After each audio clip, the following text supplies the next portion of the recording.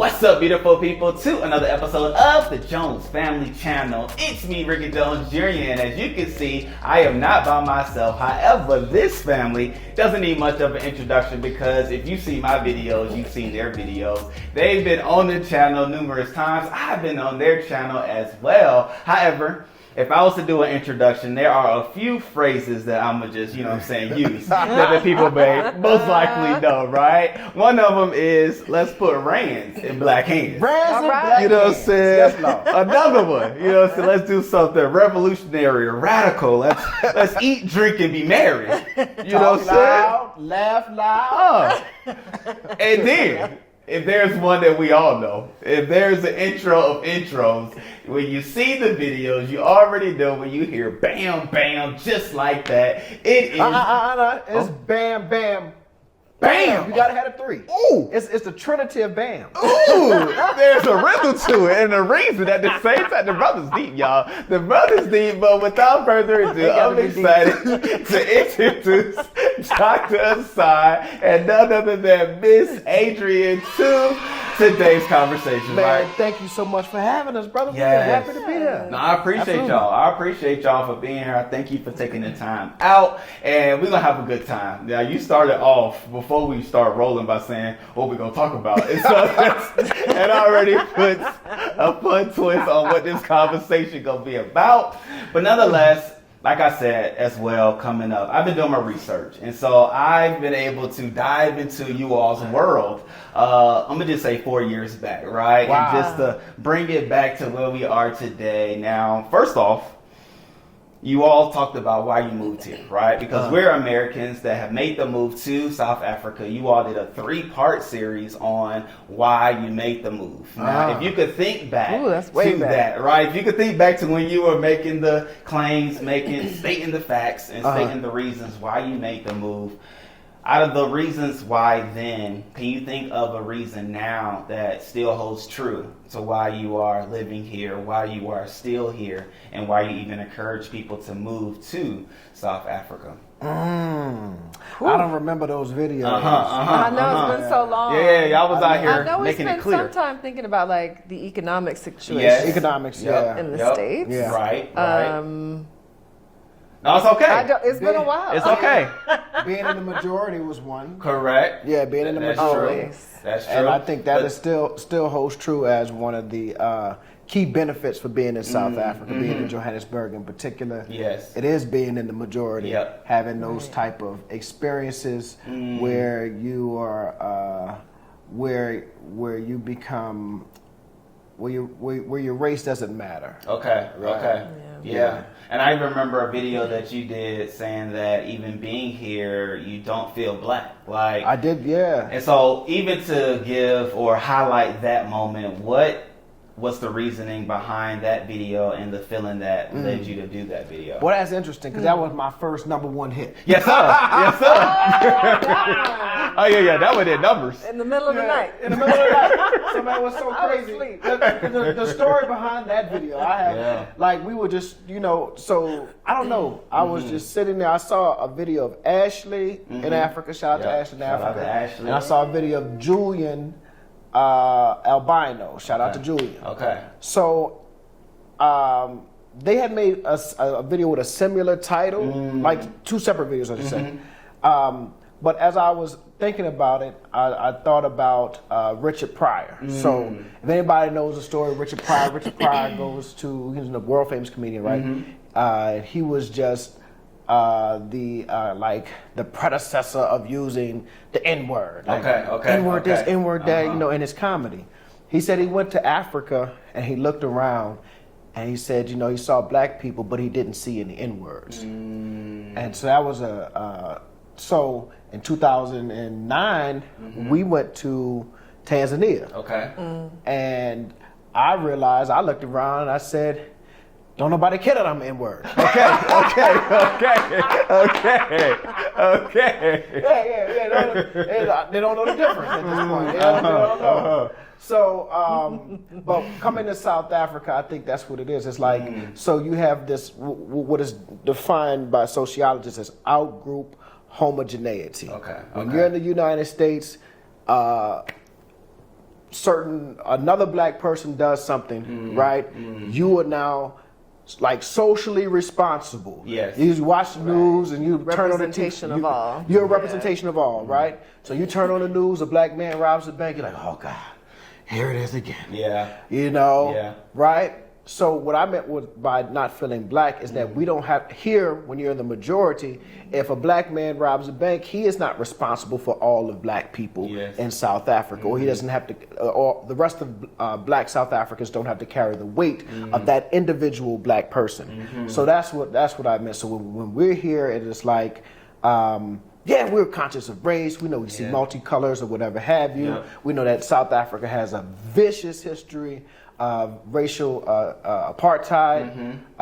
However, when you're in such a super majority place like South Africa, as well as Johannesburg in particular, some of that out-group homogeneity is diminished, right? And you're just an individual. James Baldwin talked about going to France, of all places, which is probably like the architects of racism. Okay. But he mentioned going to... an American. He was an American in France. Yeah, he was a black American in France. And he said it was the first time that he was able to be Jimmy. Jimmy was his nickname. Okay. Which basically what he was saying is that he was identified as an individual. Yeah. And that's what I'm talking about. Out-group homogeneity diminishes the individual. Here, I'm an individual. If somebody breaks the law, that's on them. Ain't got nothing to do with me. I'm over in my gated community, minding my business. Living your life. Yeah, no, I dig that. And as you can hear, and as you can see, not to say, it's a study brother. You know what I'm saying? The research he has done. And so you go hear some things, it's like, okay, let me do some research on some of these things. Because the brother gonna reach back. That's it. I told him. That's a great philosophical musician. There it is. You missed that one in the beginning. Yeah. The boy's good. But at the same time, from you, Miss Adrian, let me hear from you, because there are a lot of women as well looking to make the move or even visit, maybe not move, but even visit South Africa. So what words, if either advice that you would give them or comfort that you had in making this move?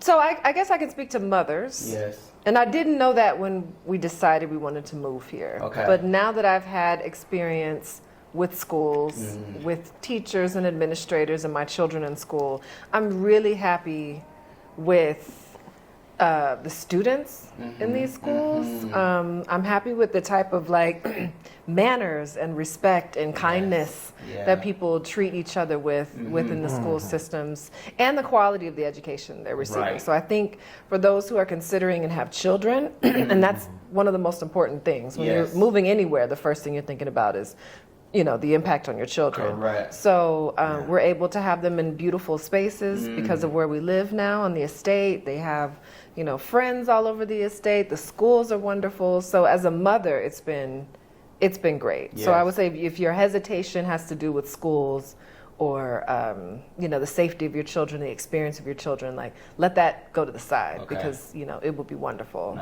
for them. No, I agree. I totally agree. Yeah. You guys, I agree, because of course we have kids as well in the school system, and it's phenomenal. I'm excited for the worldview that they will have due to the schools that they're in, and even the various perspectives of life that they come in contact with due to the various kids and things. So phenomenal. And even going back, looking through you all's videos, I saw you used to take part in International Heritage Day or something like that in Louisiana, in Lafayette. So now let me ask you, that was the thought of allowing for your kids to learn about other cultures and experience different foods and hear different music in line with moving here, or was that just something that you all did in general? No, so we were traveling before. So the channel originally before, for some reason, it's called Asad El Malik PhD now. I think it's because I changed the Gmail. Again, I'm not that technologically advanced. But at the initial name of the channel is 18 Family Travel. Yes, it is. Right. You'll see it in the videos. You know what I'm saying? Go 4 years back. You're going to see the 18. Yeah, and we were moving around. We were living in the States, but we were moving, every year we were taking the kids different places. Paris, and then to Morocco, and then to Istanbul. It was just like we wanted them to experience the world. Nice. And not just be so. Some people in the States never leave their block. True. And they're like, oh, they never leave their city. Like, this is it. That's the whole world. Yeah. Cleveland, Ohio. I don't know why I'm in Cleveland. I was waiting for more. I thought you were going to say Alexander. You know what I'm saying? No. Cleveland. Shout out to Cleveland. I have family members who are, on paper, highly educated, and I love them. I mean, really educated, but they've never left this small... I mean, they went to college, but they came back to this very small town, right? And, like going out of town for them, going on a big trip was going to Las Vegas. And I'm like, and which I understand to people who come from a disadvantaged group, that world travel can sometimes seem unobtainable. True. However, that ain't the case for them. They got good jobs and retirements. Y'all can leave, they just don't have the wherewithal. Okay. But so 18 Family Travels, we wanted to make sure that our children experienced the world and to see other things, to know there were options out there besides the city of New Orleans. Yeah. Right? So the International Fest, to your question, was something that took place, or still takes place every year in Lafayette, Louisiana, which we would drive that 2 hours to go out to Lafayette.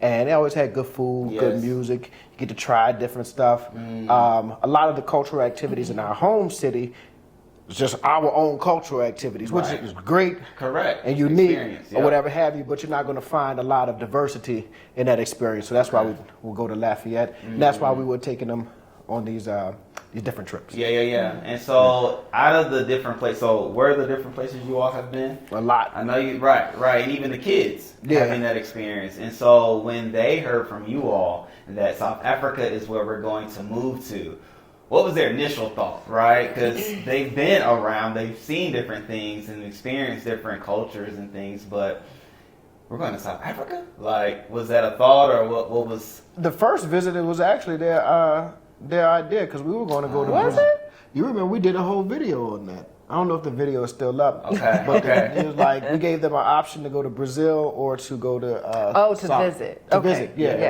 To visit either Brazil or South Africa. Wow. And we'd already bought the tickets to South Africa. There it is. It's the illusion of choice. Of course. That's parenting. They picked the right one. We're not going there. So they were excited about that. They were more excited about a plane trip, watching movies and stuff like that. Of course. And they figured it's longer, so we could watch anyway. Yeah. But when we said we were going to move, I think that the children, as well as everyone that we were telling this to, were just like, we'll see it when it happens. No one actually believes that people are going to pick up and move across the world. Particularly African Americans, although there's so many of us doing it now. So many now. And the kids, I don't think I would say the original response was like, no. Like they didn't want to move. Right. When we first told them. They were happy with their grandparents. That's true. Friends at school. That's true. I think like when we said we were moving, the original thing was like, why? But I don't think they believed it because nothing actually changed. That's true. Like we said, it's years in the making. So it's just like, well, we know we're moving to South Africa. Yeah, you said that last year.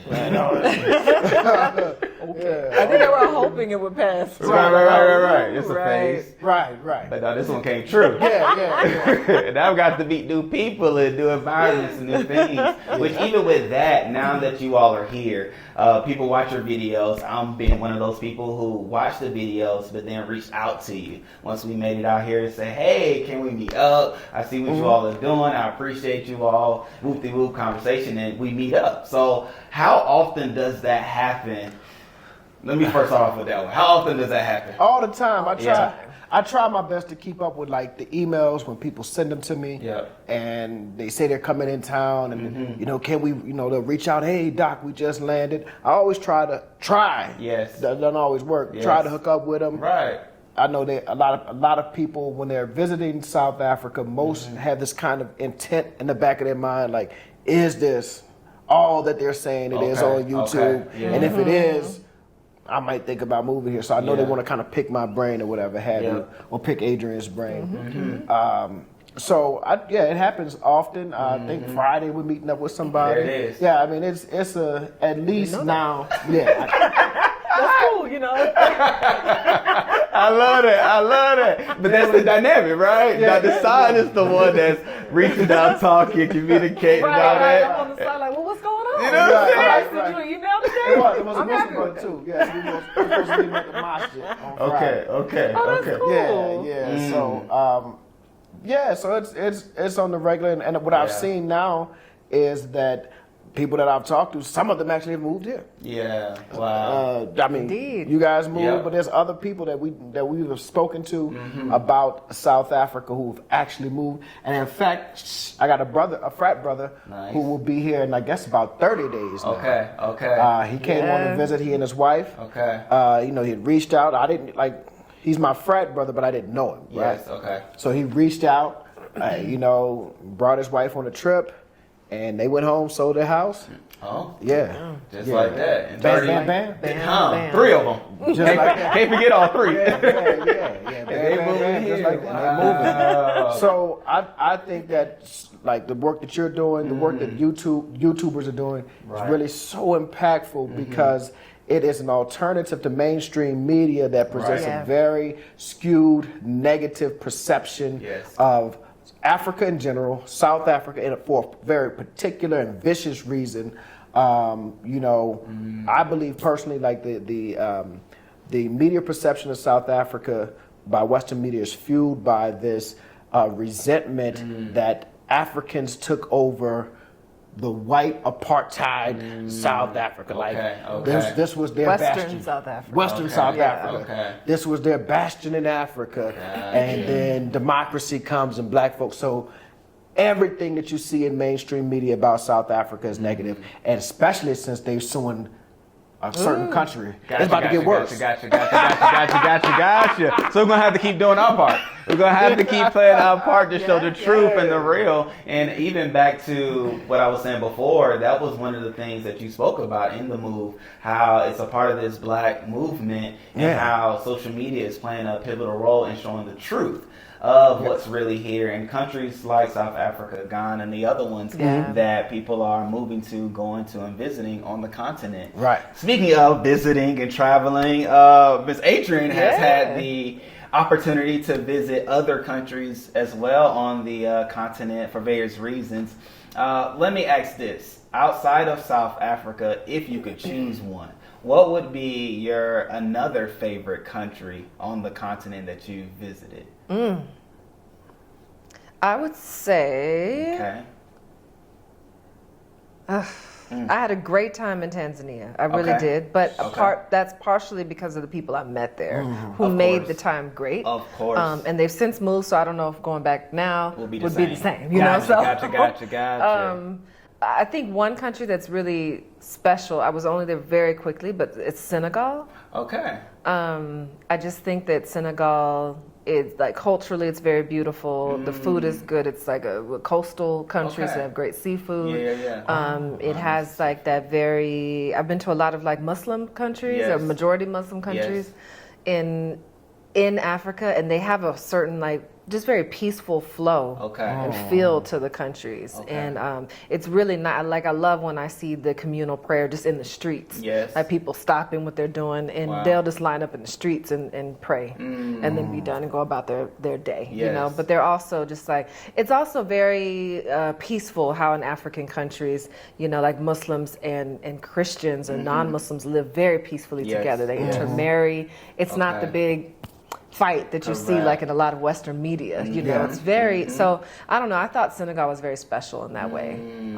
West Africa's a vibe. It's a whole different thing, but I like it. You know, it's very nice. So I say for anybody, you know, if they just want to visit, I think like West Africa's a great place, and I think Senegal, it's French speaking, but Senegal is a really great place to touch down and visit. Oh man. Now amazing. Thank you. And I don't put a period on that, right? Not to say what I'm about to say to smash what you did say. Because I did see one of the places you've been to is Rwanda. And that's a place where I have said that I wanted to venture to, just doing research and looking online. In going, what would you recommend me to explore and or to do in Rwanda? If gorilla trekking is your thing, I would recommend it. Now, what is that? I don't even know what that is. It's just going to the mountains and trekking and going to see like families of gorillas or visiting families of gorillas for a particular time, and then they walk you back down the mountain. So it's a wonderful experience. But and to see the genocide memorial is very impactful. So I wouldn't recommend anyone go to Rwanda without stopping to visit and pay respects to, I mean, we've lost 1 million lives in a very short period of time. So there's also like a very large burial ground next to the memorial. So it's really about, to me, paying respects to all those people who lost their lives. It's a little downer, but but it's a part of the culture but you need and the country. An experience. Yeah, modern Rwanda, I mean, is completely shaped by that genocide. Everything from switching from French to English as a national language to their current leadership. I mean, everything modern was reshaped and affected by that. So it's important, I think, to ground yourself there. But Rwanda's, it's nice. It's you know, I mean, it was very different from South Africa. So, and you know, I know there's YouTubers and things there. You could probably. You know, contact, just like people contact us and say, like, when I'm on the ground, let's have dinner. There's a brother who reached out to us and invited us to Rwanda. Wow. Yeah. Okay. That was just this week. Wow. He was like, you guys come visit Rwanda. I'd love to show you guys around. I guess he's in Kigali. Yeah. And there's a lot, you can tell there's a lot of business there, a lot of entrepreneurs there, because it's just wide open, and they're wide open to people starting businesses. And so you just, at the coffee shops, you would see a lot of people from all over having business meetings. So I was like, okay, it's really alive here. Like, people are seeing opportunity and going after it. Okay. I dig that. Okay. Well, I have some things to do there as well as Senegal as well. So you did that well. Now, even speaking to the cultures and the people, I know for you, Dr. Sai, you've been to a couple of townships, right? Or seen the other side of Joburg that isn't the glitz and glam. So tell us about the township experience that you had while here. Well, I've been to Alexandria. Yes, sir. Soweto. There it is. El Dorado. And then I've been to the CBD and to Hillbrow. There it is. And you've done well. Yeah, so that's enough for me. I was about to say what's next, but you answered that question. No. So Soweto, believe it or not, Soweto is not like it's a collection of townships. Number one. So it's you have like impoverished areas and you have like middle class areas in Soweto. So. Soweto wasn't bad at all or anything like that. I think it's something you have to see. That is really the heartbeat of Gauteng in terms of the movement against apartheid, the resistance to apartheid. So you definitely, as a tourist, you have to see Soweto. You have to go and you have to experience that vibe. Alexander, I was invited there from, shout out to Easy. There it is. My brother Easy. There it is. He invited me there. And I tried some beef tripe, which is beef chitlins. Yes, indeed. Yeah, never again. Okay, there what it did is. you say? Why you gotta look in the camera? Because he answered the question that comes next. He already knew it was in the air. Like, let me go ahead and chop that down. Never again. Okay. So Fiso said, I gotta try it. So I might try it. Why do you say never again? I mean, it's exactly what it is. It's beef intestines. So you know what an intestine does. But the cows only eat.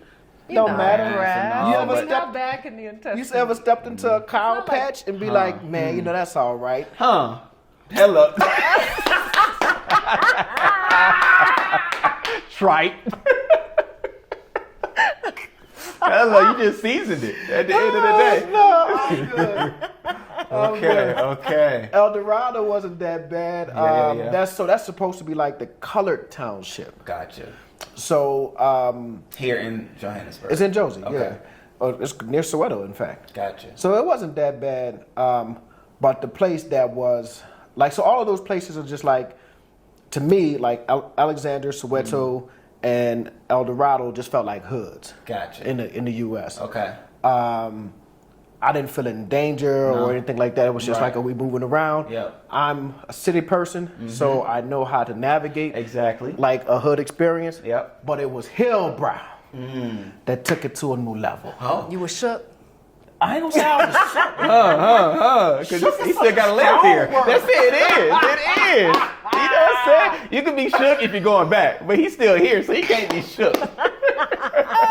It's my neighborhood. That's a little shook. Yeah. Hillbrow was just a dip. That was like, it was. The energy was different. Okay. Yeah, it was. There. Yeah. And so Adrian is even speaking because she had the opportunity to be there too. With me. Right. I got my whole family.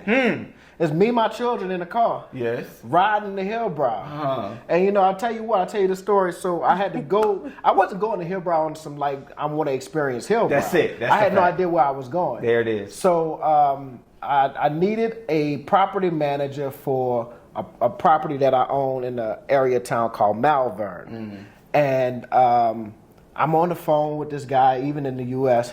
So when I made I found this property management company, and I'm talking to his name was Steve. I'm talking to Steve on the phone. He kept saying, I said, okay, I need to come sign the paperwork or whatever. And he's like, I can come meet you. And I was like, I gotta come. I know how to drive. I thought he was trying to, accommodate me because I was coming in from the States or whatever have you. Okay. But I think what he was trying to do was warn me. Exactly. Don't come out of these spots. I'm gonna come to you. Correct. I don't know that this is a place you'll be comfortable. This ain't where you want to come. This ain't Santon City. This ain't Santon. Right? So I'm going, and as I'm driving into Hillbrow, which at the time I was like, man, people keep running lights, but I noticed that's kind of like a South African driving experience. They just be running lights. It is. Yeah. So, At random. Yeah. They say, we do it at night. No, y'all do it in the middle of the day. During the day too. Yeah, y'all do it in the when middle you of the feel day. like it. Right. First thing in the morning. Come on. Right. We'll talk about the driving experience. There it is. We can. So we going into Hillbrow, people running lights, and you could it was like a lot of people walking around, moving, but the energy that they were giving off is different than the energy that I'm used to getting from South Africans. Okay. They were giving me just like you could see it in their face. They are about whatever you bout. Okay, just like that. Okay. Hardness of eyes. It is like I woke up hungry and I might kill you today. Okay. You know what I'm saying? Like that. So we parked at the property management building, right? Because actually I turned around and left. Yeah. Okay. We couldn't find it at first, right? Yes. And we were gonna pull over and call, but it was like, no, we're not gonna pull over. You can just feel it. You can feel it. This ain't that spot. This ain't that spot. Pull over here. Okay. That's how you make the news pulling over. Right. Tourists killed in Hillbrow. Searching for military. Wow, that Property manager. Well-to-do Americans. So I was like, let me get my behind out of here. I turned around and leave, but then he called. He said, I'll wait outside. Okay. So I could find the place. So I turned around. I was like, I ain't gonna let no police punk me. There you know it what I'm is. saying? I ain't no punk. I ain't. Look, it's gonna be. You might take me out, but you gonna get some scratches. There it is. Yeah. At the end of the day. They gonna know we was in a tussle. Yeah, we gonna tussle. Yeah, we gonna tussle a bit. But so I turned around and went back, and we parked into this into the garage. So you go in the garage and went down. It's like no lights, and it's old car parts and old broken cars. And got out the car, smelled like urine. Okay. I was like, Lord, where are we? There's all types of people just hanging around. In the garage, in the parking lot. I was like, crowds of men hanging around. Like you said, your kids are there. Yeah, I got in my this situation. Okay, so y'all going up the stairwell. and there's a whole bunch of people in the stairwell. And I know, like, I got on like polos, and I'm my polo ain't facing the South African way. That's it. You know so what I I'm already saying? know they're like, he ain't from me. I'm like, oh man, I'm gonna be victimized coming out here. Even trying to be harder. Okay. Wait a Be minute. hard. I was like, okay, I'm gonna have to harden up a little bit. So y'all rose to the occasion. Yeah, I had to, man. Okay. And we got in the office like, ooh, close the door. Trying to shush my kid. Where are we? What is this place? I like that.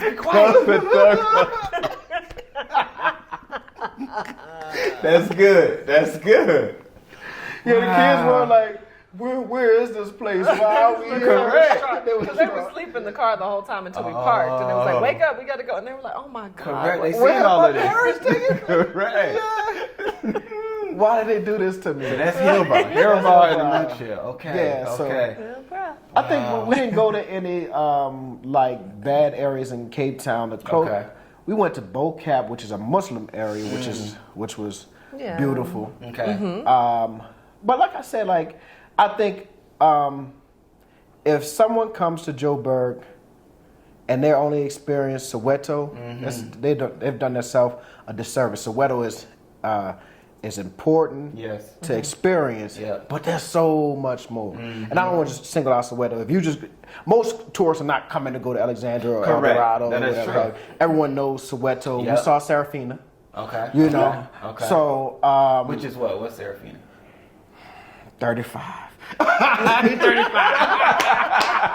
How old are you? 34. I'll be 35 this year. Yeah, he's 35. Oh, snap. Serafina was a play. I saw it as a movie actually with Whoopi Goldberg. Wasn't she in it? Oh, wow. Yeah, it was about Soweto and I think a teacher or something. I don't remember the storyline. Okay. Yeah, it's been a long time. Gotcha. But that's what made Soweto popular around the world. Yeah, well, and then Nelson Mandela. Yeah, of course. Yeah, and the Bishop Desmond Tutu. Yep. Right. Having 2 Nobel Peace Prize winners on the same street. Correct. You know, so. But even if they came here and just came to Stanton, they would be doing themselves. They would be doing themselves a disservice. Because I feel like so many people travel here and they skip right over Joburg and they want you to hurry up and go to Cape Town. True. Yeah, you know, right. like, well, what are you going to Johannesburg for? Right. Like, There's what? so much to do here. There's so much to do. And so many different things to see. And as you're all even talking about, so many different pockets of places that you can explore and to learn and to experience. And they're all uniquely different. Right. Yep. Right. And so, speaking of, what's one of you all's favorite spots in Johannesburg? Rosebank. Okay, me too. Okay, Yeah. all right. Yeah, He Rosebank. loves Rosebank. Okay. Rosebank is still. Where you at? So why Rosebank for you? Because I'm a Rosebank fan. Well, too. Rosebank was the first place that we stayed when we first visited Johannesburg. So it's always this feeling of like absolutely a home. And you know, like we were familiar with it, and each time we came back, so we came in 2019, 2020, everyone was locked down for COVID. 2021, we came like 3 times, and then in March of 2022 we came. Then we moved here in August of 2022. Okay. So each time we came, we stayed in Rosebank. Oh wow! We never stayed anywhere else. So Rosebank, we were familiar with it. We would, go walking in the morning. Right. Exactly. True. So, and then I think where we were staying in Rosebank, everything was convenient. You walk outside, you could go to that coffee shop that we don't support anymore. Gotcha. You can go to, restaurants. The mall is there. Entertainment. Everything. For the kids. So, so when people reach out to us, like, where should we stay? I tell them to stay in Rosebank. I agree. It's safe. You can go. You can move around, and everything is kind of right at your fingertips. You can catch the red bus, city sight touring. And they're gonna take you to Soweto. Right. So you're gonna get that experience.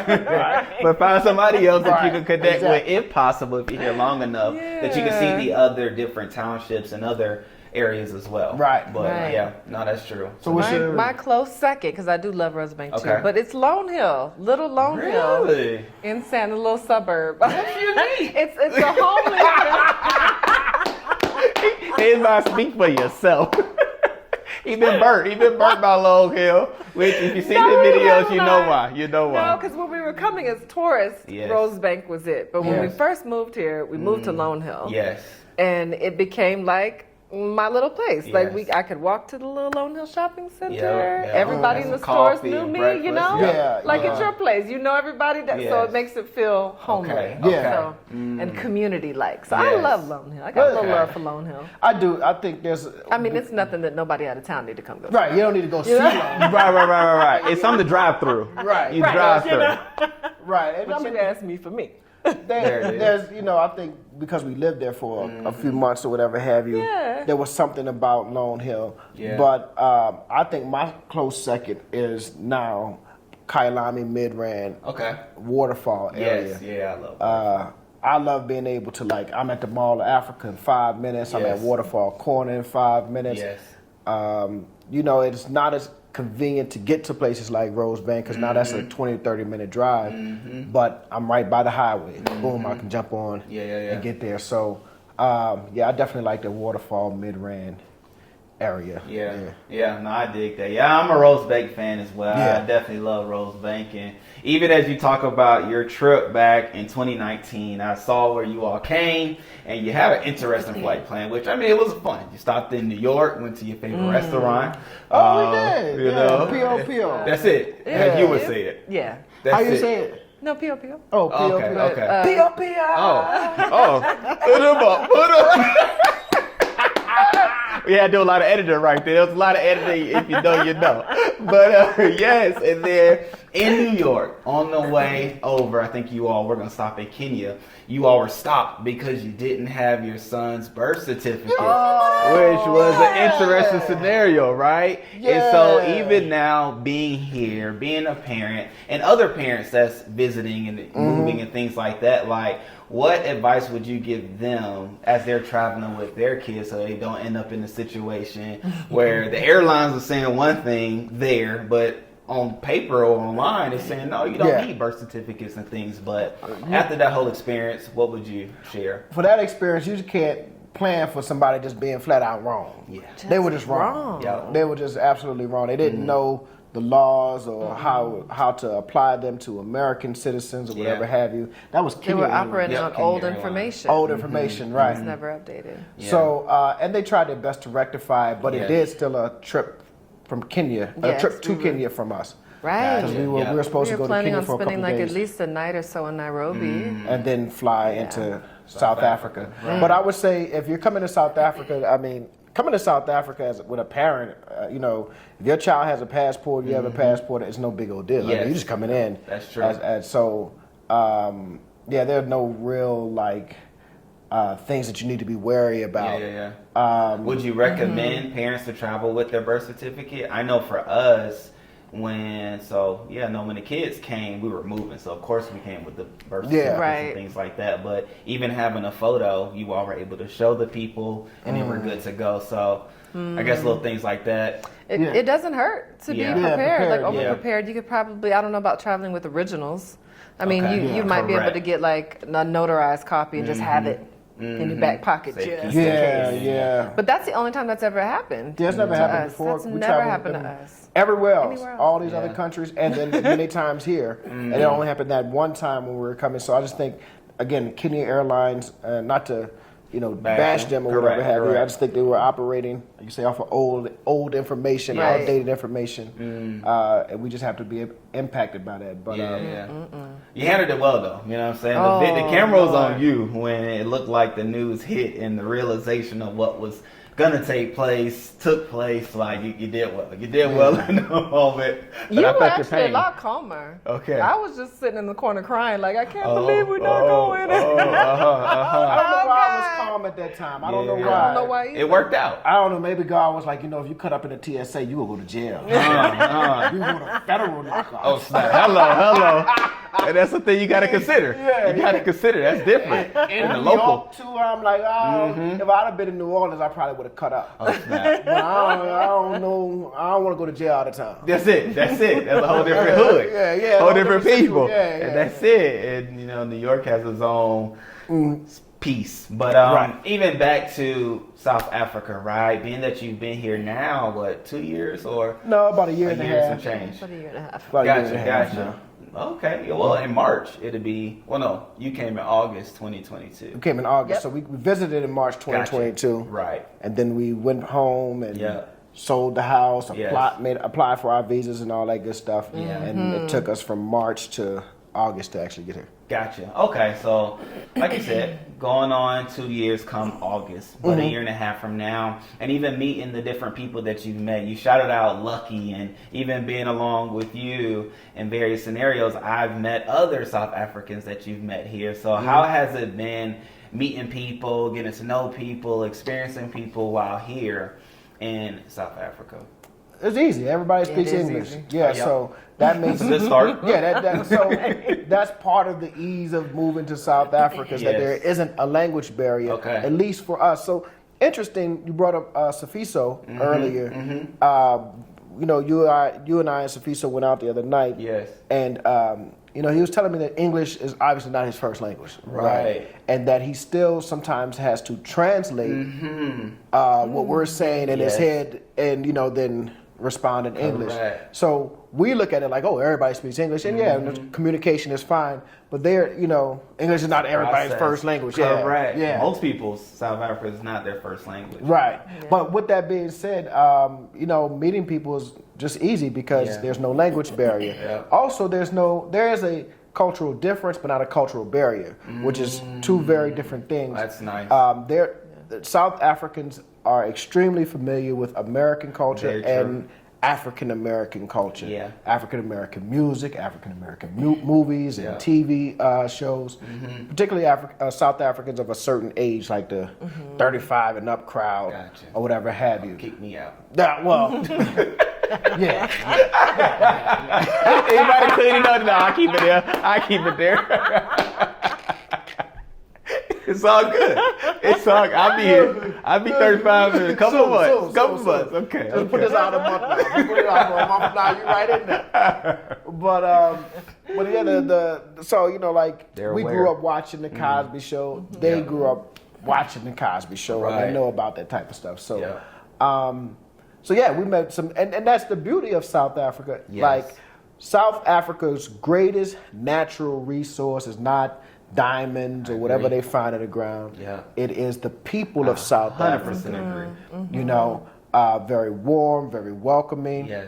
And I would have to say that some of the most intelligent people that I've met, and I don't know how that comes across, but just riding in the Uber, I can have very high level geopolitical conversations with my Uber driver.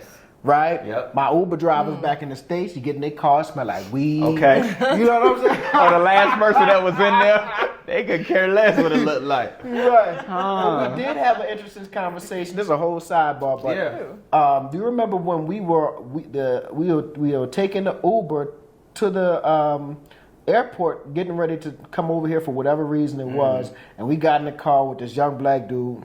In Atlanta? In New Orleans. Oh, and there was another one in Atlanta too. Oh, the light-skinned brother, J. Cole looking. Really interesting. But this one in the city, he had picked us up from our house. Obviously, he's an Uber taking us to the airport. And you know, I'm trying to be on the low, not say where we going. Because I'm like, if he know we out of town. Correct. That's the thought. That's the thought of this thing. Wait, they going way to Africa? Hello, for how long you say?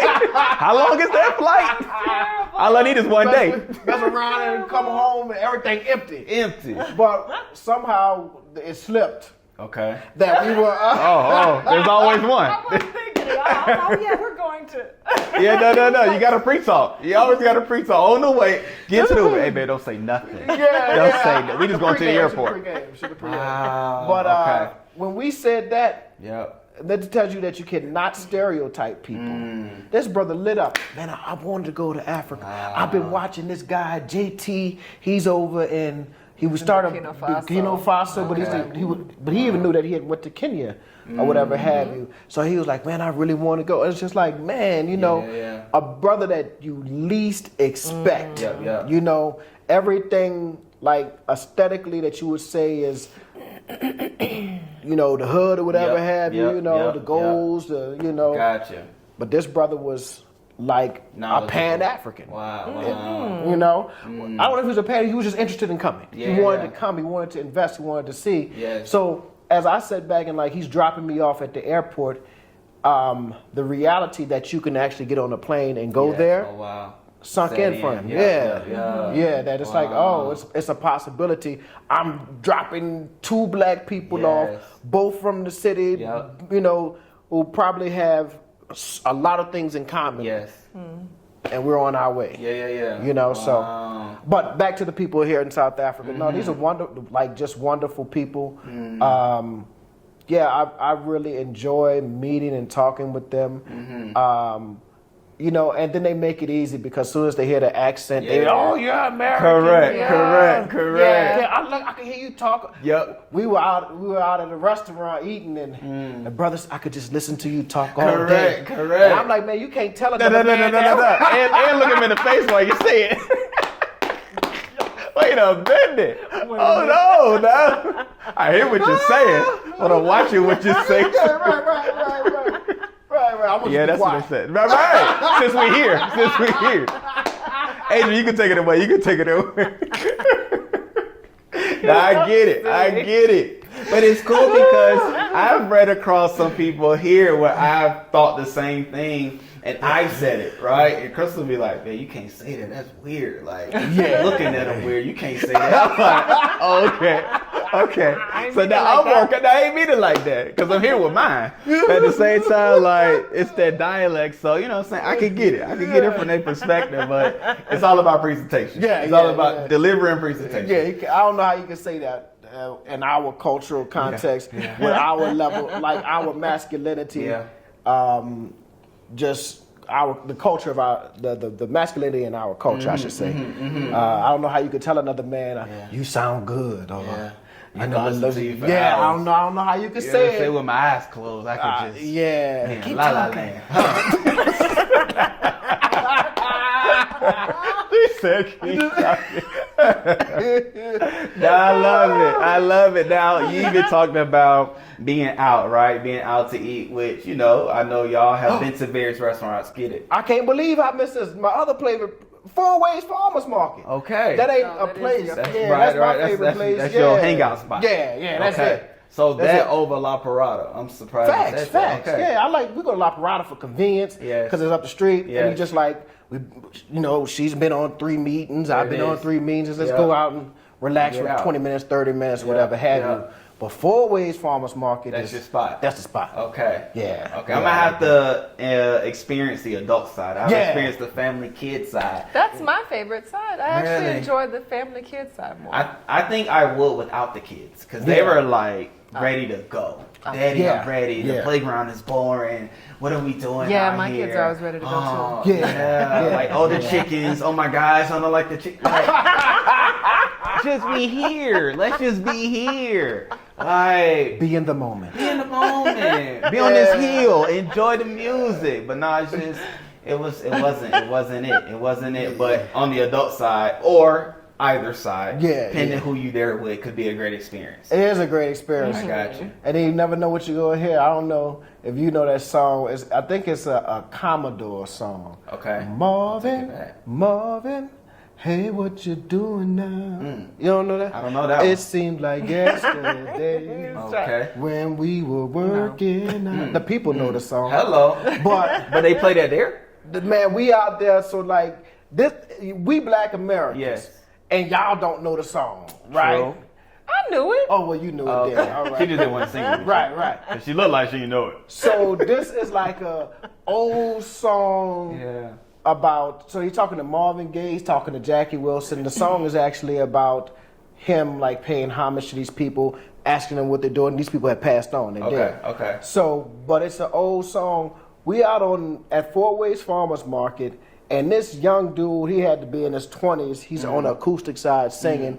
And he started singing this song. I was like, how you even know that song? Yeah. Like, that's one of them deep cuts on the album. Correct. Not mainstream. Yeah, that is not mainstream. How do you know that song? But that's how familiar. Yeah. You know? And he's a musician, obviously, a singer, so he may just come across it. Yeah. But I heard that, I was like, wow. That's amazing. We at home. Right. Yeah, I'm comfortable. Right. I'm at peace here. And it is like being amongst African Americans, or it's like being amongst your own people. Yeah. They just have an accent. It's like having a cousin from New York. He comes down. He's family. He just has his accent. Talk different. He just talk different. Right. But he understands the same thing. Right. That's good. That's good. Even Doc Nikki, she was saying how it was a good time out there, and how even being there, she wasn't looking around, worried about the surroundings or look at that fight over there. Like none of those things were happening while out there. So shouts out to Four Ways. But it's not only Four Ways. I'm talking about South Africa in general. Like the people that we interact with. It's just like it's like family members. It's like so familiar to us. It's just like they have a different accent. It's like they from Atlanta, you know. What up, shout, they throw them trades. You know what I'm saying? He is diverse. Of the my bad. People downstairs. It's all right. They'll be all right. They can watch it too. But speaking of being out and about, right? So we said what food you won't try again, which is the trite. What's a food that you've had here specifically that you're like, oh man, that is good, and you would recommend others to try it too? There was that one restaurant we went to when we came to visit that time by Orlando Towers. I always liked Orlando Towers. That's in Soweto. Yeah, but I really liked it. It was a tour that we went on. Yeah, it had grilled meat. You know, just like it was like going to a barbecue or something. This is good. So it was like braai or Yeah. Oh, gosh, so it was out and about, and you just picked the meat, or like no, it's like they a brought little, it to you. Like you ordered, they brought it to you. But I don't even remember all the sizes. It's been so long. That was like 19. That was the spot. But the food was good. We haven't been back. Okay. Yeah. And then we had homemade food that was really good. Nice. Yeah. Recently, we were invited. Okay. Yes, Sofiso's people invited us to the house here. That was delicious. But So I'm gonna throw a chakalaka. Where you at with that? What we doing? I could give a take. Okay. I could give a take. Pap. Cool. Where we at with the pap? I haven't tried it myself yet. So pap is like grits that just didn't make it. That's what Chrystle said. Yeah, it's like grits That's that. what she said. So I'm not being negative toward it. It's like if we grew up eating grits, Correct. pap and grits are made out of essentially the same thing. It's just made very differently. So if you grew up eating, like I had grits yesterday. Really? Yeah, I got bought some from the States. I was about to say, I'm trying to figure that out. I got some at home. Okay. All right. Okay, say less. So it's got to be good. Eating grits. Yeah. It's like pap or the grit, like the little internet could. It's just like it didn't make it quite. It's not to our the, starch, you know. Yeah. It's They very make it to African. that creamy. You know, it's like how people That eat cr- fufu Yeah, they or make it ugali. that. Yeah, it's like that's not the starch. That's not what we eat with saucy things. We'll eat Right. rice with something with Right. some sauce. Yes, you know, yes, so it's yes, just yes. like culturally, there's a disconnect. Correct. And when we eat grits with a sauce or something, it's like shrimp and grits. Yep. Right. Yes. And it That's pretty much it. stopped there. Yeah, I was about that's to it. say, because Yeah, I'm even I don't thinking think through. anything That's else. about it. I Yeah. think that's about That's it. it. Shrimp and grits. Yeah. But But, they'll do the pap with a little bit of everything. Right. And Right. with your hand. Did you eat it with your hand or Right. did you eat it with a utensil? I think I've Trying had to it see both where we at. ways. Yeah, Chrystle did Yeah. it with a fork, and they almost ridicule her like, Yeah. "Why you eating it with a fork? You got to eat with your Yeah. hand. You got to feel it and all of that." And So- she said she's still gonna do it. Coming from like the Islamic perspective, we do a lot of hand eating, especially Okay. around Ramadan time. You go to the masjid, it's like communal meals or Yeah. whatever have you, and then we often go to Ethiopian restaurants. Okay. So Okay. that's a lot of hand eating. So we wasn't wow. necessarily unfamiliar with that. Yes. You know. Yeah, I'm not. But It you was don't a know, problem. like with the Ethiopian restaurants, like you use the injera To to actually pick up use the bread. food. Yeah. Like you use the bread. It's Yeah, I don't know. Eating pap with something saucy, it's just so messy. Like it can run down your fingers, and you know, like when I was in already West Africa, they had it was like fufu. Okay. But they would dip it and but it was like the. Oh, I was just like, you know. Oh, no. It was Yeah, real and saucy. I saw videos where they sharing the fufu and like they all just picking from the same thing. Yeah, and yeah, you doing it's all just of like, that. ooh, Wait if a you're minute. doing, like, Yeah, getting no, you all gotta do that with Go family. back for seconds. No, your whole hand has been contaminated. Wait a minute. We kissing each other at this point. That's what's happening. Everybody, this circle. We is one. We is one. We done been You united. gotta find your section of the community. Yes. Like, I'm only eating right here. Yeah, no, I would chop out from the beginning. This my triangle. You know what I'm saying? It is. That's it. Right. I'm portioning this off right now. Just me. They gonna think I've been to jail a few times. No. Safety first. My Lord. But yeah, no, food. Food is fun. And culturally, it's fun. And culturally, it's different. Now, speaking of fun and different, what's a spot in Johannesburg, right? Because I know you've been to Cape Town, you've been to Johannesburg, you've been to Durban. So I'm going to just spread it. I'll spread it to South Africa knowing that. What's a place within South Africa that has been so beautiful that you believe that some people overlook? right? A beautiful spot here. Overlook. But yet people overlook. Maybe because people aren't talking about it as much. Okay. Harder BB Sport. I don't know how to say it. Okay. Oh, that's the spot that y'all drove out to, right? Yeah. It's about how long from here? 45 minutes, maybe. That's not bad. Maybe 45 minutes. Okay. But you can actually, so you can do in Cape Town, you do the Table Mountain experience where you can go up the mountain. Mm-hmm. Well, Hardy's has a similar, nothing is Table Mountain. Correct. Table Mountain is a class of its own. Exactly. Right? Exactly. But if you can't make it all the way to Cape Town for whatever reason, you can go out there and you can actually take a cable car up. And it's beautiful because they have a little dam or something that's out that you can overlook. I think Hardy's has the elephant sanctuary. They have Walking with the Lions or the Lion Park. There's a lot that's out in Hardy's that I don't know if I'm saying it right because I know people will be it's hard to BB Sport. Yeah, that's fine. I don't know if put it out phonetically if we're saying it wrong. You know what I'm saying? We tried. Just we want to say Hardy's. I think that's how they say it. Hardy's. Okay. Right.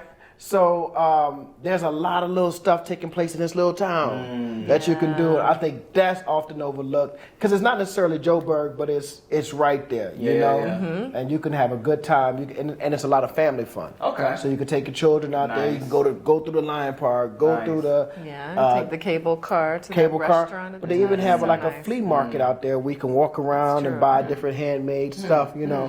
So I think that's a good time. Gotcha. Now, even with that, is that somewhere to go and come back, or would you recommend staying the night? As far as with all the activities that you're talking about, I mean, you can go and probably hit most of it up in a day. Okay, cool. You can make a weekend out of it if you really wanted to. Stretch it out and experience it. Yeah, you don't have to, but you can go and hit the Lion because it's like they next door. Oh, you know, so you get the Lion and the elephant thing. Yeah. And in the morning and afternoon, hit the cable car, whatever have you. You could actually do most of it in a day. If you really want to kind of have a immersive experience, you can make a weekend out of it. But it's definitely not a week long or something. Gotcha. So now what you think, Adrian, being out here, what's a spot out here that you like, You know, I don't think it's that overlooked anymore. Okay. But Walter Sisulu. I think it's shout out to Ashonda if she's watching it. But when I first moved here, I said I wanted to do hiking, and I was by myself coming up on a weekend, and I was like, "What's a good place like really close where I can go?" I ended up taking Aiden with me. Nice. And she was like, "You should go to Walter Sisulu. Like, just check it out." And so when we went there, you know, I thought it would be like little Lone Hill, the little Lone Hill when you go up real quick, come back down. But it was so nice. Like I walked in, like, oh my gosh, you got waterfalls, you got a restaurant, people picnicking, you know, the groups of women getting together, doing their little yoga, whatever they're doing, you know, and then like a real hike. A real hike. So I think Walter Sisulu is like a nice little local treasure. It is. It's a treasure. Great place to go. It has a whole waterfall, right? Like in the city. True. True. That he's climbed up and I have video on that. So let's say he was winded, but to check out that. To check out that was good. I wasn't prepared. That's it. Yeah, I wasn't prepared. Because we used to driving, right? We used to driving. That's our mode and method of transportation. And so with the driving, right, being that we come from the States. Now, you all came from New Orleans, which has its own ways and potholes and such like that, even on the roads. We came from Tampa, Florida, which the drivers are reckless, right? Because a lot of people move there that are either retired, right, therefore older, or from other states and things. So they have their own driving dynamics that they bring down to Florida, which it prepared us, I must say. It prepared us for the recklessness that could take place on the road. However, you add on that driving on the right side and so forth and so on, how has the driving been for you all? And how long did it take you to get acclimated to driving here? I'll answer the first question first. Yes, sir. So I'm glad you mentioned that Tampa has some reckless drivers. Okay, because I would say that New Orleanians, in the city where we're from, they're pretty decent drivers. Okay. When no one is just driving fast and this, that. And there's a lot of guns. Gotcha. So, you got to be cautious of how you deal with somebody on the road. Yeah. Honking isn't just, the first thing you do. Or it'll be a light one. Ding, ding. Yeah, you know what I'm saying? Please. And wave. Could I? Right. Please. You know what I'm saying? Thank you and everything like that. Because you got, there's mutual level of, what you call it, the mad doctrine, the mutual assured destruction. There's this level of, potential violence between you two. So people are a lot more polite on the road. Okay. They don't drive as fast. I was telling Adrian coming over, I was like, these are the worst drivers in the world in South Africa. Because I was like, no. But since you said Tampa, maybe it's just like we're from a place that has like decent drivers. Respect. It's respect. Yeah. The other day, did you feel that way about those drivers before you moved here, though? Or is it like in hindsight now? And I had something to compare it to because I used to go to Houston and it'd be like, man, they drive so fast, but I didn't think they drove. They do drive fast. They drive fast in Houston, right? But I didn't think they drove bad. So just Monday, Martin Luther King Day, it was like pouring down, raining. Yeah. Wow. Cats and dogs. Yep. It was hailing too. In some places. It did. We drove through some hail. Yep. Again. I thought about y'all. So we were going out to eat, and it's like you can barely see the road, the dotted line is kind of blurred, and there comes this BMW, it's speeding, and I don't know what made him hit on his brakes, or I don't know if it was a he or she, but they hit the brakes in this flood of water. They spun out, ended in the other lane, and just by the grace of God, they didn't hit anybody, and they didn't get hit, right? And I was like, well, what is this dummy doing speeding? You supposed to slow. It's raining. Correct.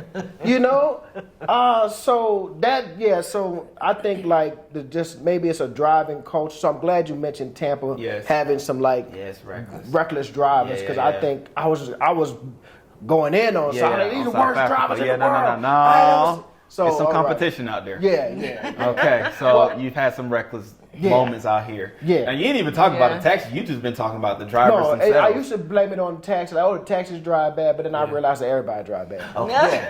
There it is. Everybody drive bad. Now, Adrian, you've been driving out here as well. How long did it take you to get acclimated to driving out here, knowing that people are visiting and they're considering whether or not they should drive or not? But I've even met people that have been here for some time and has yet to drive. But yet, we know them specifically. But nonetheless, you've been out here and you took a minute and said it was a slow burn. I got it.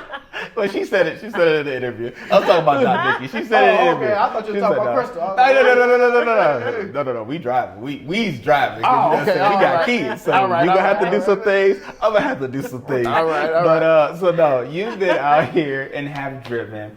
How long did it take you to get acclimated to these Joburg streets? Not long once I started driving. Because I was a passenger. All the way up until when we moved here. Every time we would come and visit and rent a car, I was just passenger. I was like, I don't need to drive. You can drive. I think he would have felt more comfortable driving himself anyway. But once we had to hush with those little. I ain't say nothing. When we were about to buy a car. That day, the kids had to get to school, and he had to go with the guy. So I had to drive. I was like, so you were forced to drive. So I was like, I wasn't planning to, but the day was the day. And because I had been a passenger so long, I was like, oh, this isn't as strange as I thought it would be. It's just like, just stay to the left. You're good. You know? So once, after that day, I was like, okay, I can do this. You know, but I had the benefit of studying, you know, like paying attention to where he was turning and, you know. Now I got to ask you, as a husband and a passenger, what is it like being on the passenger side? Well, it's not. It doesn't happen often because if I'm in the car, I'm usually driving. Okay, gotcha. Yeah, it don't happen often. Yeah, so I agree. You not gonna drive? Looking right at you. Yeah, I had the ability to be a passenger today, and it was rough. Like I think even too, just sitting on that left side as a passenger just does something to you in general. But then just like the lane changing and the lane dominance is interesting. Yeah, it's interesting. It is. But I mean, it didn't take me long to get acclimated to it because I did it in a day. So yes. I drove from Josie to Kruger. On your first drive? My very first time. Thanks to me. Yeah. Okay. Thanks to her. That was no great idea. I was think, were you the navigator or what part did you play? It's a story you can now tell forever. That's it. Yeah, she came out. She decided, talking to her friend, yes. something. Oh, they just rented a car and drove from Josie to Kruger without the important caveat that it's driving on the right side. So I was like, okay, cool, we can do that. That makes sense. Yes. Then we rent the car, and it's like, oh, wait a minute, I gotta learn this. Drive this thing. Hello. Yeah. So y'all rented a car at the airport? Rented a car at the airport. Which is a thing of itself, right? Because in renting a car at the airport, the space is tight. Like the lanes are tight, the parking spots are tight. So like you put on the spot immediately. Yeah. And then you have like the strips as you exiting. So I was nervous coming out, then the spiral coming down. Like I was tight, tense, and nervous. I was tired by the time I made it to the interstate. Like, oh God. 10 and 2. I'm nervous, like going a little bit at a time. Like cortisone, what's it called? Cortisone? Levels just high. No, it was rough. So I say that to say anybody looking to rent a car here in Johannesburg at the airport, like just know it's a process getting out. Just get your mind around the fact that you're about to be driving on the right side. People gonna expect you to know what you're doing, even though you're a visitor trying to find the next space and destination. So what you just said, that's a feat. Man, my homeboy and my homegirl Brandy and her brother Brandon came with us one time to South Africa. And they rented a car and followed us and parked the car.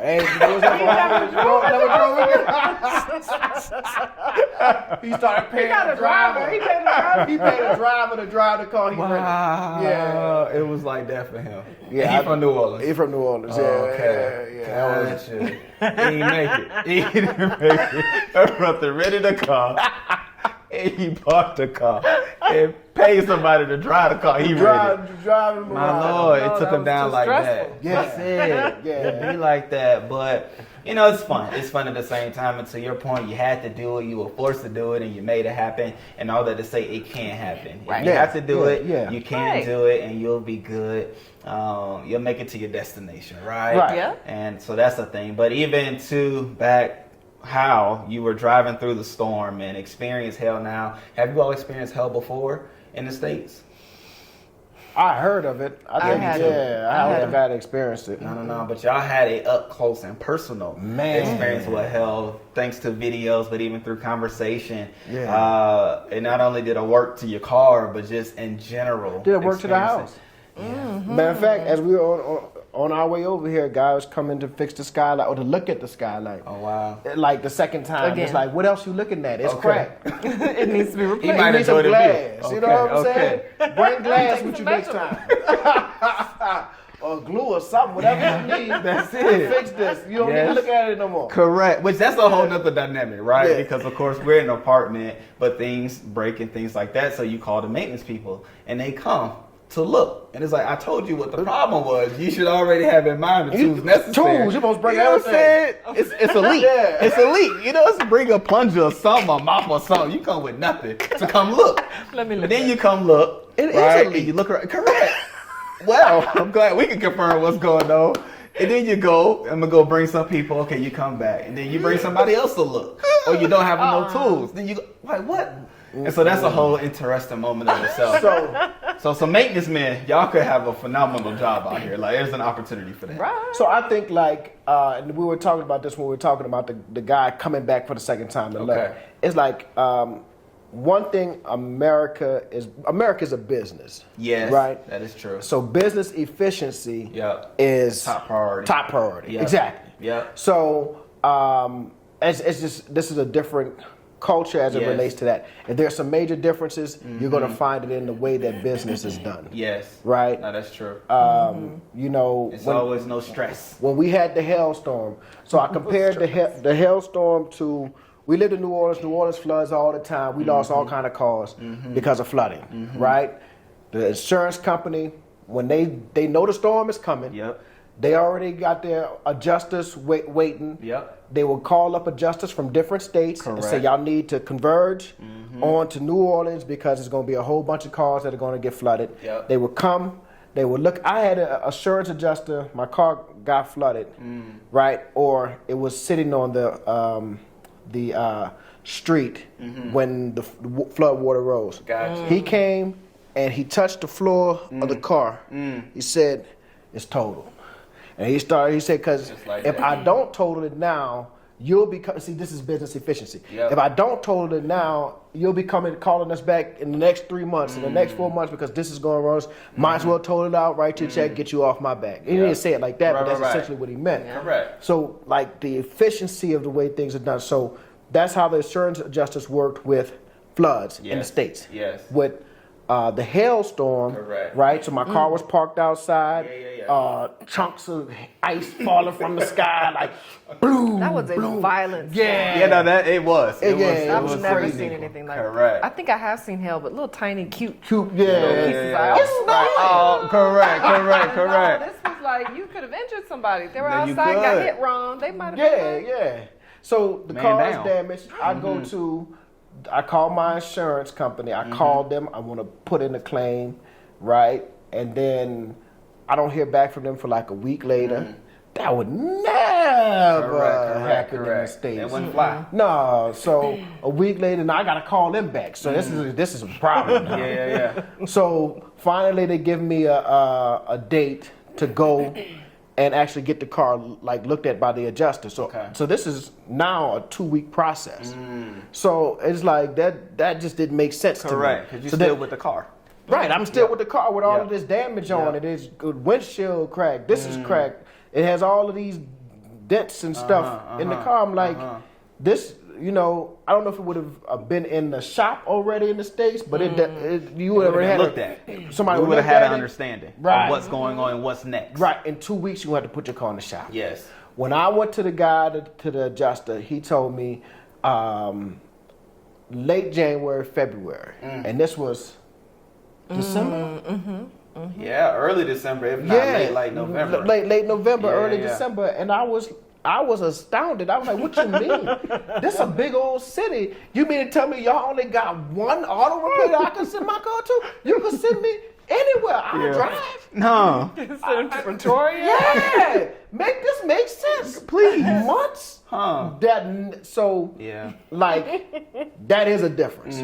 We always say you can find everything you need. It's so much like the States, but operationally, there are some differences. I agree. No, that's so very true and so very good. But at the same time, right, knowing that you all have been here for some time and you all are investors at the end of the day, what is it like in looking for homes? Being that you've been in Long Hill, you now have an estate. What is that process like as people are coming over, whether it's to visit or they have a one-way ticket? What is that whole process and thing like? Well, oddly enough, it's a process, but that is very similar to the States. Okay. Yeah. So, with property transfers and property purchases, you expect time with that. You have to get inspections. You have to do what we call a closing, which is basically making sure that the property doesn't have any liens and that the title is in the correct person's name. These are the owners. So, attorneys handle all of that. So you expect an investment of time, right? Yes. And so it's very similar here with that. We call them closing attorneys. They call them conveyance attorneys. Gotcha. Right? You find the property. Well, here is a difference. Okay. When you're looking for a property, if you see it online, you need to contact that real estate agent who is listed with that property. Yes.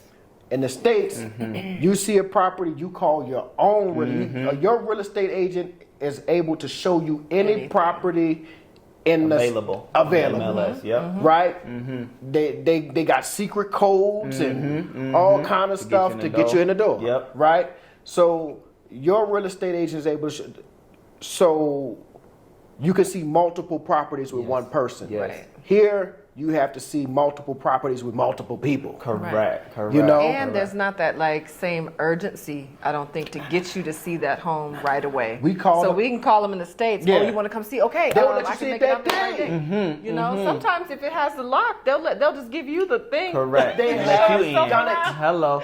No, see, guys, no, Give they you a will time actually limit. they will actually give you the code to go into the house so you can see it yourself. Correct. You know, I won't be able to make it. I have to show it to. Right. Let me You go can ahead go. and get it to you. But definitely, see, and that's what I'm in terms of like Business. efficiency. Yep. So business is done in Joburg, but there's a different level of efficiency in the States. Yes. She is so right. You call a real estate agent in the States, they will go out of their way. Now they're getting kind of slick side. They'll be like, well, do you have a pre-approval level? Letter? Nah, They ain't trying to waste their time. But if you tell me you have a pre-approval letter, They in there. yeah, or you say, no, I got cash, they coming right away. They dropping whatever they got to do. Yeah. My baby could wait. I know he having surgery. I gotta make this sale. I gotta make this. Somebody gotta pay for this surgery. Though, is this lack of staging. Yeah, that's Like another thing. we That's walked another into thing. places where Yeah, people true. were living hard. Like they laying up I in remember bed. I remember some of y'all videos. Same. Some I of would them, just be like, I'm uncomfortable. And they still there. They don't leave. They in the house when when they y'all- laying on the couch eating snacks, watching a movie Like, in hold a on. blanket. Like Like, I'm gonna take their place? Or they got their dog running around, jumping on you. I'm Yep. like, man, hold up. You really trying to sell us? you look awfully comfortable. Correct. I feel bad. No, when we sold our house, we, when someone was coming to see it, we left. Yeah. Our real estate agent would call us and let us know when that person, was Right. finished.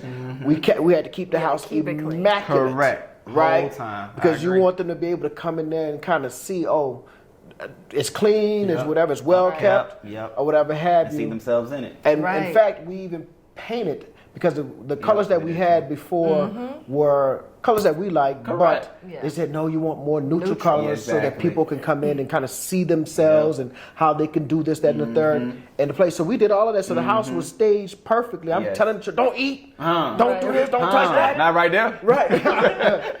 But here, you'll walk in a place and it's literally people in the house. My Lord.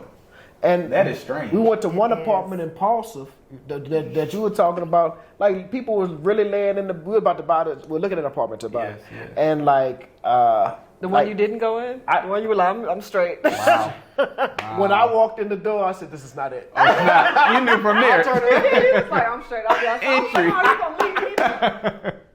Oh, so you walked in, he didn't walk in. He My was Lord. behind me and he looked in like, I'm gonna be outside. But I looked at This left, I ain't looked to the it. right. This ain't it. They ain't even clean up. It was Okay, filthy. okay, It was okay. They ain't even filthy. clean up. Yeah, Nah, that that's says not. it all.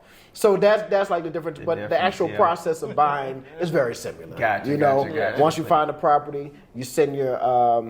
We got a guy that we use, our home inspector, Yes.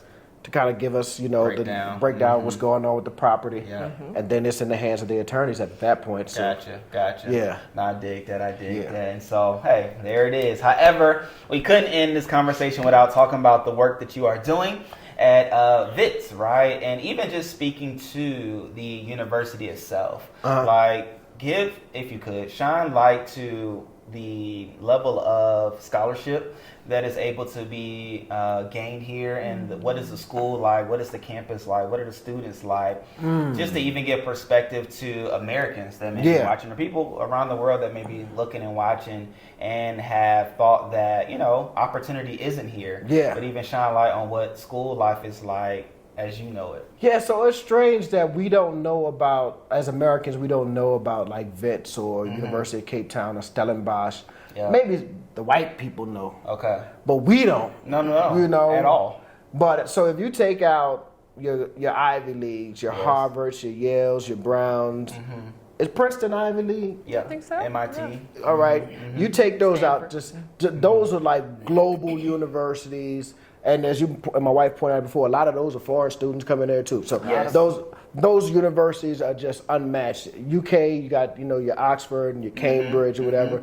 Those universities are unmatched. So they're in a league of their own. Yes. But if you just take your everyday state university, I'm at University of Texas. Okay. I'm at LSU. Wait a minute. Well, UT is kind of. hold on. I'm at Dillard. I'm at Xavier. I'm gonna throw them in there, right? Let me say this. So Howard is held as the Mecca. Yes. Of black universities. 5 people, that's it. Mm-hmm. The Mecca of black universities, right? Howard is the Harvard of black schools. Okay. Right? Some would say. Hampton may be I was up about there. to say that. Yeah. Hampton may be up there too. I wonder what Morehouse and Spelman would say to such a conversation. Everybody got to say something, though. Everybody got to say something. But those are elite black schools. Morehouse, Spelman. But they are not the Mecca. I mean, it's literally called the Mecca. Yes. Like, that's what they call Howard. That's true. Right? Howard is nowhere near in ranking, world ranking, nowhere near Wits. Nowhere near. It's a Donald Trump Iowa blowout. Did you know that he won Iowa last 2 nights ago? No, it's happened. Okay. Oh yeah, he won 99 precincts out of. He won 98 out of 99 precincts in Iowa. Okay. So just like that disparity. Yeah, it's like so that is disparity. The Mecca. Okay. Yeah, it's like it's a far blowout. So it's like like I said, you take your just your regular state schools. There's so many colleges, and you hear people go, I went to so and so. I'm like, I ain't never even heard of that college. I tell people I went to Dillard. They be like, where's that? I was like, that? Yeah, okay. All right. I can respect it. Give me some time. Let me talk it up right quick. Yeah. So it's like the UCT, Wits. These are the top 2 universities, Stellenbosch, University of Pretoria. These are the top universities on the continent, but not only on the continent. These are some of the top universities in the world. Globally, right? So I just think more people, if they looked into it, it's like, oh, wow. I'm having conversations with, I'm not going to say the organization, but I'm having a conversation with the president of an organization in the States who runs a black organization, and she's I'm about to say something. You did good though. The edit was good. That mental edit was good. You did good. She went to a certain school and she was like, I want you to bring can you give me some information on y'all university so we could see, what the school is like? I'm thinking to myself, are you serious? I know the school you went to, and we used to call that the 13th grade. Oh, yeah. That says it all. Right? If you know, you know. Some things don't stop. It's a higher level of high school. So she was thinking. She was somebody. Like, let's look at this little university. Yeah, and I'm like, baby, no. You wouldn't get in. Okay. With your degree. They are extremely competitive. That's terrible. My Lord. Obviously, schools is a big thing to us, right? We big on education, and we can have fun with the conversation at the end of the day. That's it. That's even real paper? That's terrible. I don't know the university that we speaking of and laughing at, but I'm telling you, it's a good laugh.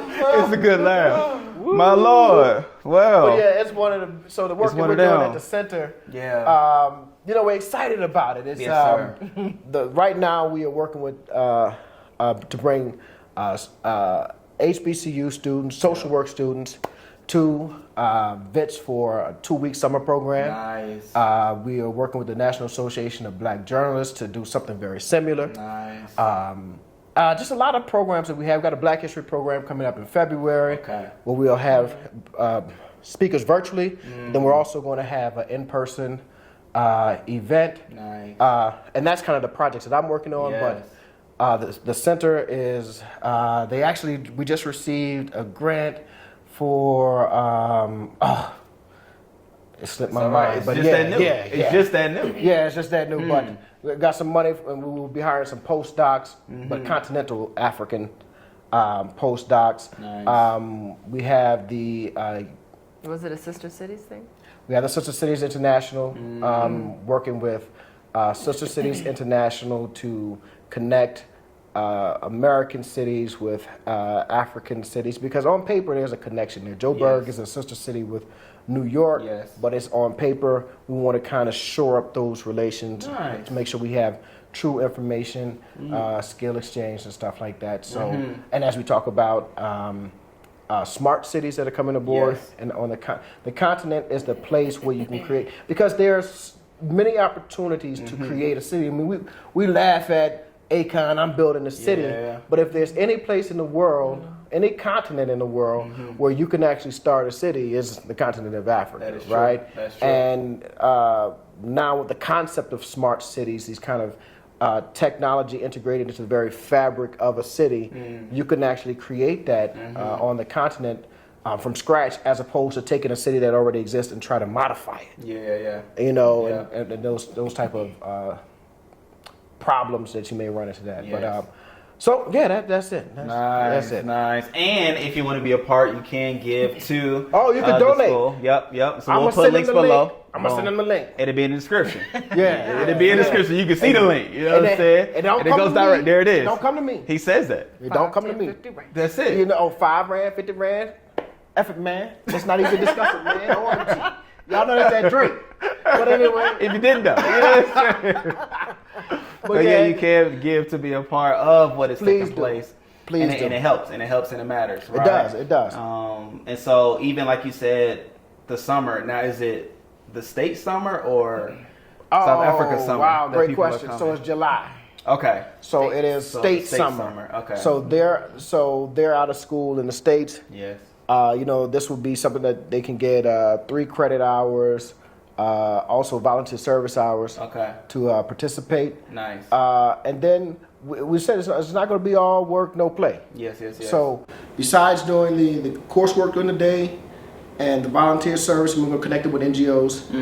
But when the workday is over, it's Mall of Africa, it's Sandton City, it's Soweto, it's eating good, it's Hardee's.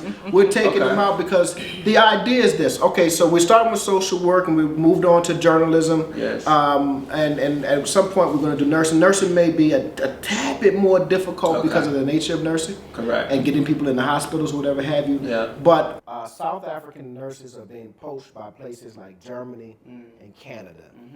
You know, they're offering them euros and whatever the Canadian money is, or dollars or whatever. Yeah, I forgot the name, but yeah. All right. However, we have 25 HBCUs at least 25 HBCUs in the country that have, and in the United States that has nursing programs, nursing programs. So we're literally producing thousands of nurses every year. Yeah. So part of the goal of the summer school with the NABJ and then with the social workers and then eventually with the nurses is to get African American students to see that there's an opportunity outside of the United States. Yes.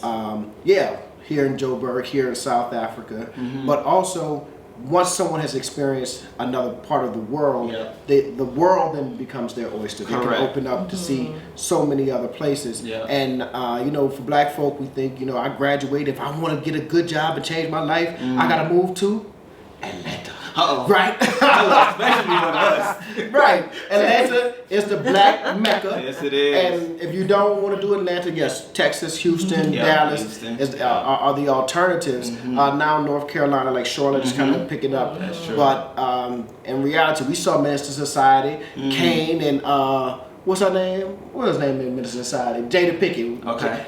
We gotta move to Atlanta because you know everybody think you move to Atlanta, your life just changed. You That's become a it. better person. Instantly. You know how to manage money better. Everything. There's some traps in Atlanta. Some traps in Atlanta. Go there with some wisdom. Right. So we want them to see that there is an opportunity on the continent. Exactly. Whether they move or relocate, they may say, no, there's a business opportunity that I can start something here, or I can partner with an organization here, I can partner with a business here. I can possibly do an internship when I graduate and get, you know, some more experience on my resume and take something that I've learned. It's not just about we have the skills in the U.S. and we're bringing them here. No. There's an exchange taking place. So there's stuff that you can learn here that you can take back and implement in the States. There's so many things that South Africa has that can be implemented in the States to kind of secure, like security. Oh my gosh. The world should come to South Africa to study like security. And then this is true, and I know we're wrapping up. Right now, New Orleans, so a fully staffed NOPD New Orleans Police Department would be about 14 to 1,600 police officers. Okay. Currently, they're at about 900, right? Wow. So they're understaffed. Yes. So what's happening is private security companies are now stepping in to kind of fill that void. Okay. South Africa has been doing that for the last decade at least, right? Yeah. So there is something that people can learn Absolutely. in the realms of security and so many other realms.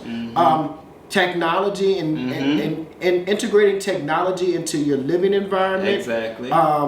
Like just getting I swipe my hand. Yeah, I swipe my hand to get in and out of my neighborhood. I ain't gotta stop and try to put it in the code so the man can run up on me with the gun. I ain't gotta do that. I just swipe my hand and I can hurry and roll my window back up.